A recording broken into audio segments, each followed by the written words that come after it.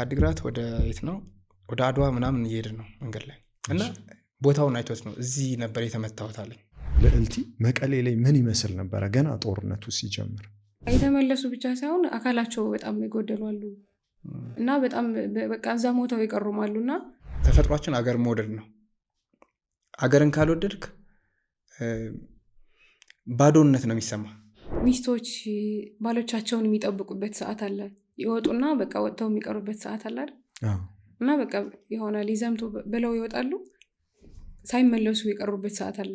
ስንት ጓደኞችሽ ወደ ጦርነት ሄዱ? ይሄ አስቀድስ ነበር ምናምን ቤተክርስቲያን እንደዚህ ጾም ነበር ማለት ነው እና ቤት ነው የምንጾመው ራሱ መውጣት ስለማይፈቀድ እና በዛን ሰዓት በቃ 9 ሰዓት ሁሉ ያልፋል ማለት ነው። ጾሙ በቃ ይቀጥላል፣ ምንም እንትን የለውም። ድሮ እኔ ምን አስባለሁ፣ እኔ ነገሮች ላይ ኢንቮልቭ እስካላረግኩ ድረስ ነፃ መሆን ይመስለኝ ነበር።